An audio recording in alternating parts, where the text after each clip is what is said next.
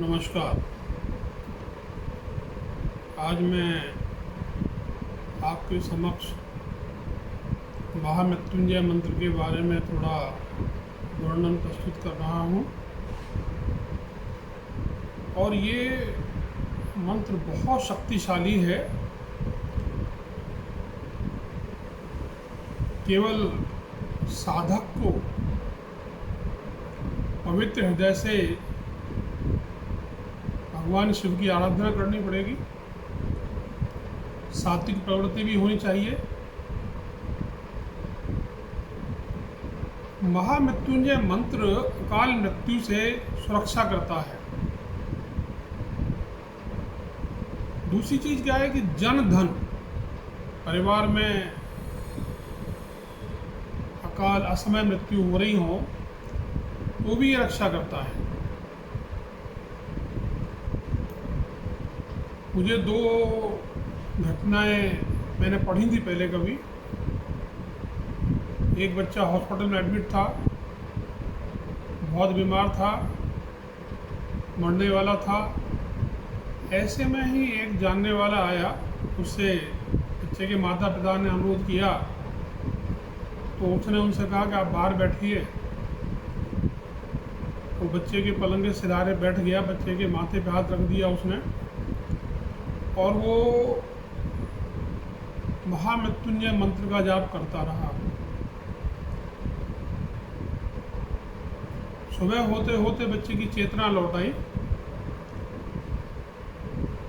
बच्चा नॉर्मल हो गया। वो जब कमरे से बाहर आया तो वो बिल्कुल पीला पड़ चुका था। ये समझिए खड़े होने की शक्ति भी नहीं थी उसमें। दूसरी घटना एक ऐसे परिवार की है जहाँ पोता बीमार था। डॉक्टर ने जवाब दे दिया था। बच्चे के दादा ने, जिसकी उम्र काफ़ी हो चुकी थी, 70 से ऊपर रही होगी, उन्होंने मंत्र का जाप करते हुए बच्चे के पलंग के चारों तरफ चक्कर लगाना शुरू किया। परमात्मा से प्रार्थना की कि हे मालिक, हे भगवान श्री, हे महाकाल, आप मेरी आयु मेरे पोते को दे दें। और बच्चा हंसने खेलने लगा और बुजुर्ग का देहांत हो गया। मंत्र बहुत पावरफुल है और साधना तो करनी ही पड़ती है। मंत्र है ओम त्र्यंबकं यजामहे सुगंधिं पुष्टिवर्धनम् उर्वारुकमिव बंधनात् मृत्यो मुक्षीयमामृतात्। ये मंत्र ऋग्वेद के 7वें अध्याय में 59वें स्तोत्र का 12वां मंत्र है। इसका शाब्दिक अर्थ है सुगंध युक्त त्रिनेत्रधारी भगवान शिव समस्त प्राणियों को भरण पोषण पालन पोषण करने वाले, हमें संसार के मृत्यु अज्ञान से के बंधन से मुक्त करें। उसी प्रकार जिस प्रकार खीरा या ककड़ी पककर बेल से अलग हो जाते हैं। शाब्दिक अर्थ ये है। वास्तविक अर्थ जीवन को बड़ा करने वाला, बीमारियों से मुक्ति देने वाला,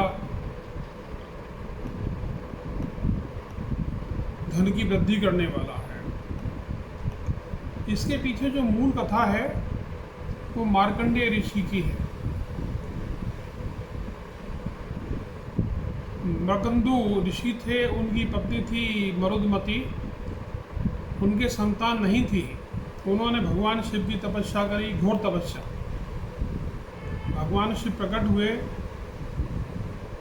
उन्होंने वरदान मांगा तो उन्होंने कहा देखो तुम्हारे पुत्र तो होगा, बहुत विद्वान होगा, वेदों का ज्ञाता होगा, मगर अल्पायु होगा। उसकी मृत्यु 7 साल की उम्र में हो जाएगी। माता पिता के अनुरूप बच्चे का नाम मार्कंडेय रखा गया। मार्कंडेय ऋषि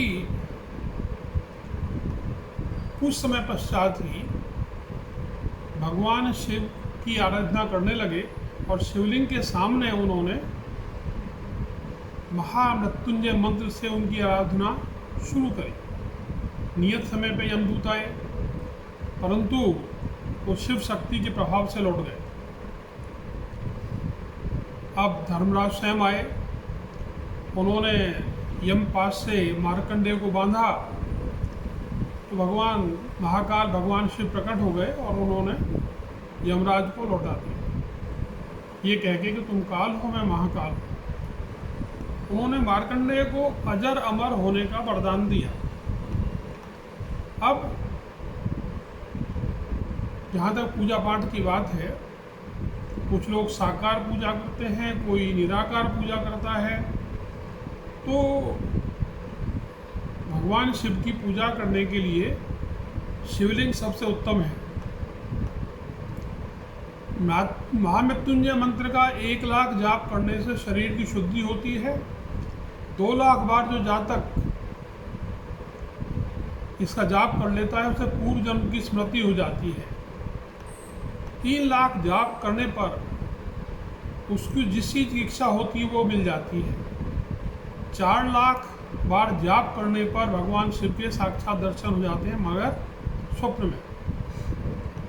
5 लाख बार जाप करने पर भगवान शिव प्रत्यक्ष दर्शन देते हैं और 10 लाख जाप करने पर संपूर्ण फल की सिद्धि हो जाती है।